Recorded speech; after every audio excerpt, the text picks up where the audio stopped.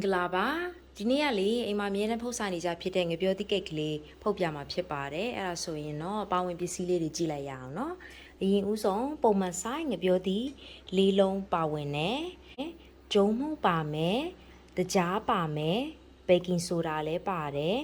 ဘေကင်းပေါဒါလည်းပါတယ်ဗနီလာအက်စထရက်လည်းပါတယ်ပြီးတော့တစ်ချပိုးခောက်မှုန့်ပေါ့နော်ကြိုက်တဲ့ရင်ထည့်ပြီးသုံးလို့ရပါတယ်1 teaspoon ပဲသုံးပါပါနော်မကြိုက်တဲ့ရင်လည်းခြံထားခဲ့လို့ရပါတယ်ပြီးတဲ့ခါကျရင်စားအနှဲငယ်လိုပါမယ်ထောပတ်လိုပါမယ်ပြီးရင်နောက်ထပ်လိုအပ်တာကကြက်ဥလေးနှလုံးရယ်ကိုစိတ်ကြိုက်အဆင်ပြေမဲ့nut ပေါ့နော်မြေပဲပဲဖြစ်ဖြစ်ကိုကြိုက်တဲ့အစိအစံလေးခွက်တစ်ခွက်လိုပါမယ်ခွက်တစ်ခွက်ဆိုလို့လေဒီမှာတိုင်းပြပေးမယ်ခွက်တွေအကုန်လုံးကဒီလိုမျိုး measuring cup ပဲเนาะ measuring cup ပဲဒါ1 cup ဒီဟာက half cup ဒီဟာကျတော့1/4 cup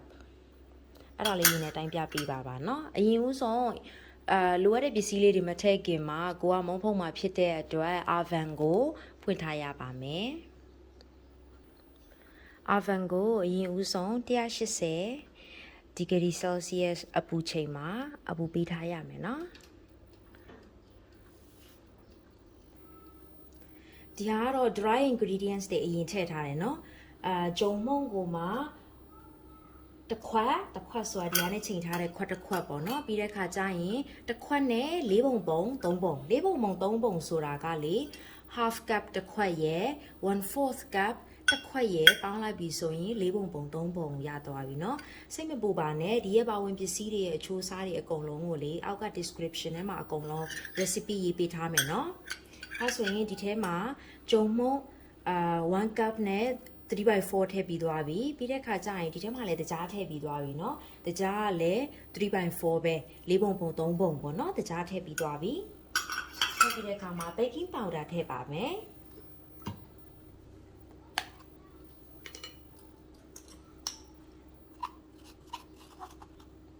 ဒါလေးက teaspoon လေးပါเนาะ baking powder 1 teaspoon ထည့်ပါမယ်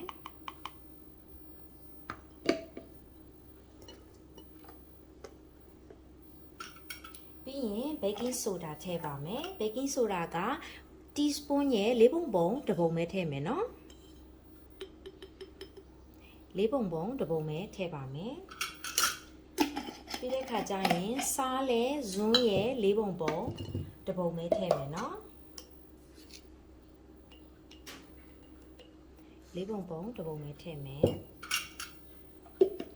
ပြီးတဲ့အခါကျရင် cinnamon ကလေတစ်ချပိုးခောက်မှုန့်เนาะကြိုက်တဲ့ရင်ထည့်ပါမကြိုက်တဲ့ရင်ခြံထားခဲ့လို့ရပါတယ်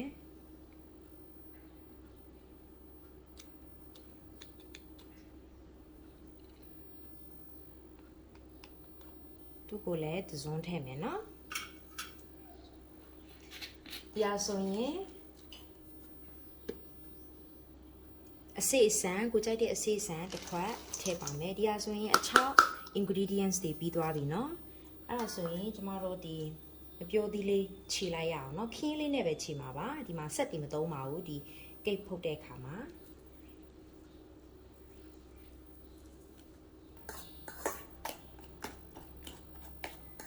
ခင်းနဲ့ပဲခြေတယ်เนาะအကယ်၍များလေနည်းနည်းပါးပါပြုတ်စီလေးတွေကြံခဲ့တယ်ဆိုလည်းအဆင်ပြေပါတယ်ဒီတိုင်းလေးအဆင်ပြေရเนาะအဲဆိုရင်ကျုပ်နှလုံးကိုခောက်မယ်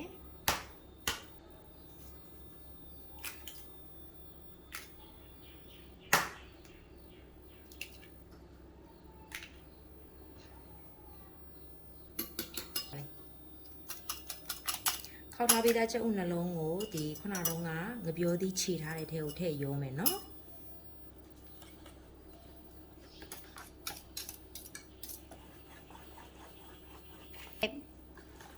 ဒီနှစ်ခုကိုအရင်ဦးဆုံးတမနေအောင်ရင်မွေเนาะ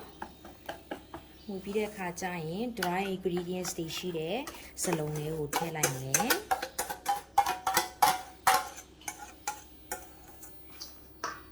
ထည့်လိုက်မယ်ထည့်ပြီးတဲ့အခါကျရင် vanilla extract ကိုလည်း1 teaspoon ပဲထည့်မယ်เนาะ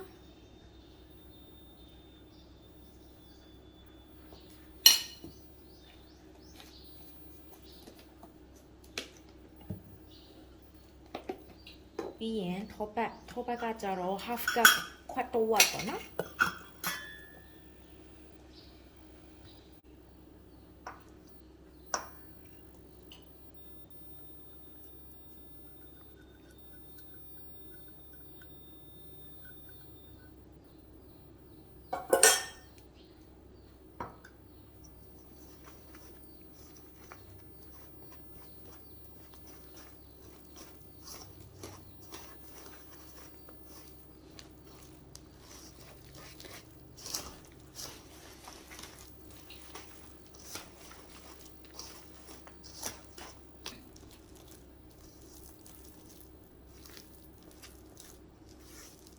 ဒါလေးကိုအကုန်လုံးနှံ့အောင်ဝင်နော်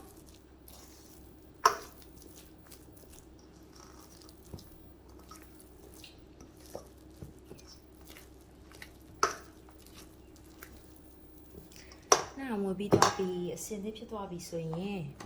ကိုမုတ်ဖုံးမဲ့ဒီခွက်ထဲကိုအရင်ဦးဆုံးစီတုံနော်ထောပတ်ပေါ့နော်ထောပတ်တော့ spray ရှိတဲ့ခါကျရင်လည်းအဲမုတ်ဖုံးတဲ့စီစပရေးလေးနဲ့ဖြန်းလို့လည်းရတယ်နော်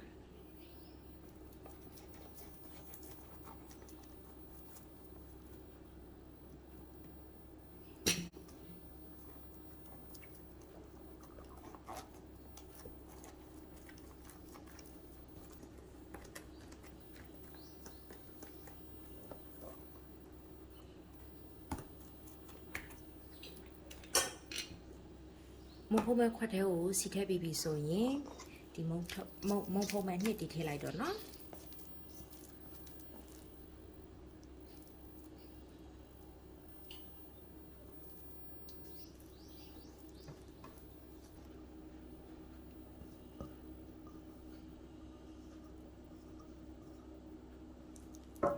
ညနေပြင်းလေးညီညာသွားအောင်ဖြန့်ပေးပါ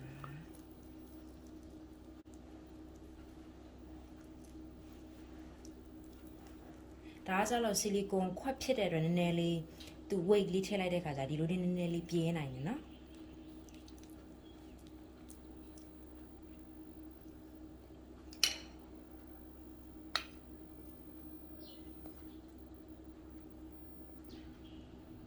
ဒါဆိုရင်ဒါ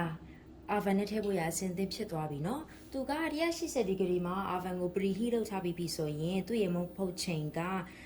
ဆက်အနေထားပေါ်မူတည်ပြီးတော့တနာရီကနေပြီးတော့တနာရီ10မိနစ်ပြောမှဆိုတနာရီပဲပေါ့เนาะတနာရီလောက်အလုံးစုံဖြစ်ရင်တောင်မှတနာရီ10မိနစ်သူဘယ်လိုဖြစ်လာမလဲဆိုရင်ဒီအလဲကောင်မှာအကွဲလေးဖြစ်လာမယ်ပြီးတဲ့ခါကျရင်သူ့ရဲ့ကိတ်အယောင်လေးကလေအညူရောင်တန်းသွားမယ်เนาะအဲဆိုရင် oven နဲ့ထည့်လိုက်ရအောင် okayဒါဆိုရင်တနားရီလောက်နေမှထပ်ပြီးတော့ကြက်မကြက်ကြည့်ကြမယ်နော်အခုဆိုရင် oven ထဲကထုတ်ခဲ့ပြီဆိုတော့အပြင်မှာဒီအေးခံတဲ့ rack ကလေးနဲ့လीနော်15မိနစ်လောက်အေးခံထားမယ်ပြီးတဲ့အခါကျရင်လှီးကြည့်မယ်လीနော်အခုဆိုရင်15မိနစ်လောက်အေးခံပြီးပြီနော်စီတုပ်ထားတဲ့အတွက်မုံဖုတ်တဲ့ကန်မှာကတ်နေတာမရှိဘူးနော်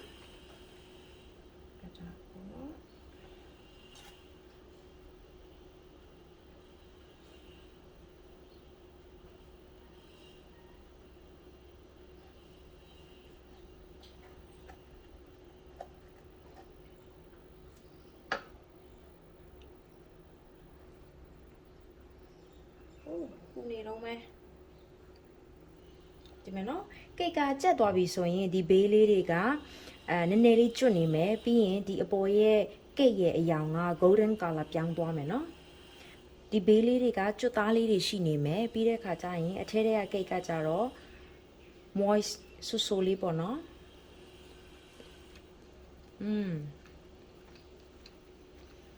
အရန်လည်းမချို့ဘူးထောပတ်လည်းအရန်မများတဲ့အတွက်အသက်ကြီးတဲ့သူတွေအတွက်ရောကလေးသူငယ်တွေအတွက်ပါစားမယ်ဆိုအရန်သင့်တော်တယ်ပေါ့နော်အားလုံးပဲကျေးဇူးအများကြီးတင်ပါတယ်ဒီဗီဒီယိုလေးကိုကြိုက်တယ်ဆိုရင်ဒီ channel လေးကို like and subscribe လုပ်ဖို့တောင်းဆိုပါတယ်နော်